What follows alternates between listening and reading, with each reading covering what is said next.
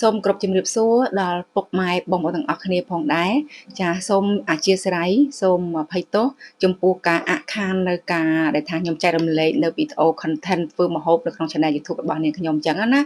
ចាហើយដោយឡែកនៅពេលនេះនាងខ្ញុំសូមបន្ត channel YouTube នេះនាងខ្ញុំនឹងសូមចែករំលែកជាបទពិសោធន៍ផ្សេងការអប់រំនិងចំណេះដឹងទូទៅវិញម្ដងអញ្ចឹង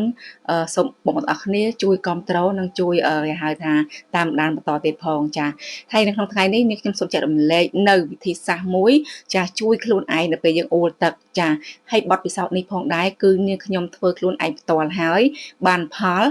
បានហៅថាបានផលហើយមានប្រយោជន៍ទៀតអញ្ចឹងទើបខ្ញុំចង់ចែករំលែកបន្តផងដែរចាហើយវិធីសាស្ត្រមួយនេះបងប្អូនគ្នា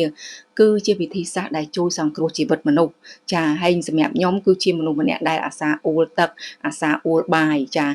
ដោយសារតែវិធីសាស្ត្រនេះវាបានជួយខ្ញុំច្រើនទើបខ្ញុំចង់ចែករំលែកបន្តចា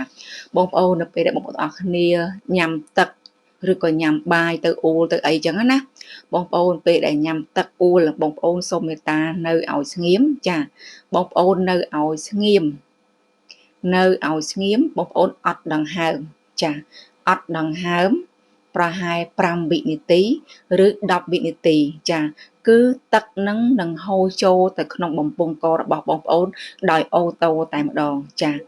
នេះគឺជាវិធីសាស្ត្រមួយដែលនេះខ្ញុំធ្វើច្រើនដងច្រើនសារហើយព្រោះខ្ញុំគឺជាមនុស្សម្នាក់ដែលអាសាអួលទឹកអញ្ចឹងណាចាគឺបងប្អូនធ្វើបែបហ្នឹងទៅគឺទឹកនឹងហូរចូលទៅក្នុងខ្លួនយើងដោយអូតូហើយនាងខ្ញុំបញ្ជាក់ឲ្យច្បាស់ហើយច្បាស់ទៀតពេលបងប្អូននៅអត់ដង្ហើមហ្នឹងណា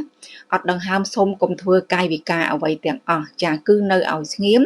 អត់ដង្ហើមសូមបីតែទឹកមាត់ក៏កុំលាបដែរនិយាយរួមធ្វើយ៉ាងណាគឺនៅឲ្យស្ងៀមប្រហែលជា5វិនាទីឬ10វិនាទីទេបងប្អូននឹងគេហៅថាអាការៈនៃការអ៊ូលនឹងបានថមថយមកវិញចានឹងបានថមថយមកវិញហើយការអ៊ូលបាយក៏ដូចគ្នាដែរបងប្អូនណាបងប្អូនអាចធ្វើបែបនឹងដូចគ្នាចាគឺជួយបានមែនគឺខ្ញុំធ្វើពិសោធន៍ហើយខ្ញុំបានផលហើយខ្ញុំបានចែករំលែកច្រើនផងដែរហើយបងប្អូនទាំងអស់គ្នាការដែលយើងបើសិនជាបានដឹងថាយើងអាសាអួលទឹកអីហើយសូមបងប្អូនចាធ្វើយ៉ាងណាបងប្អូនត្រូវតែញ៉ាំទឹកសន្សឹមចាញ៉ាំសន្សឹមកុំញ៉ាំបខំណាបងប្អូនណាបើសិនជាបងប្អូនដឹងហើយថាបងប្អូនអាសាអួលទឹកអាសាអួលបាយអីបងប្អូនត្រូវតែព្យាយាមធ្វើយ៉ាងណាបងប្អូនញ៉ាំដោយយឺតដោយសន្សឹមចាការធ្វើបែបនេះបងប្អូនគឺមិនងាយនឹងគេហៅថានឹងអួលទឹកនឹងអួលបាយអត់ងាយទេចាអត់ងាយទេអញ្ចឹងជាការចែកម្លែករបស់ខ្ញុំទេហើយការចែកម្លែកនេះគឺពិតជាអាចជួយសង្គ្រោះជីវិតមនុស្សបានមែនចាអញ្ចឹងបងប្អូនអរគ្នាបើសិនជាមានបញ្ហាអីឬក៏ដូចថាខ្ញុំនិយាយប្រាប់អញ្ចឹងបងប្អូនសាកល្បងធ្វើតាមអ្វីខ្ញុំប្រាប់ទៅគឺខ្ញុំសឹងថាហ៊ានធានាច្រើនហ៊ានធានាហ្មងអញ្ចឹងណាចានេះហើយគឺជាវិធីសាស្ត្រដែលនេះខ្ញុំតែងតែធ្វើហើយចង់និយាយថានេះខ្ញុំចង់ចែករំលែកនៅអ្វីដែលតាក់ទងនឹងការអប់រំចំណេះដឹងទូទៅឬក៏បញ្ហាជួយសង្គ្រោះជីវិតមនុស្សឬរឿងអ្វីផ្សេងដែលអាចផ្ដល់ប្រយោជន៍ទៅអ្នកទាំងអស់គ្នាបានផងដែរអញ្ចឹង channel YouTube របស់នាងខ្ញុំនឹងបន្ត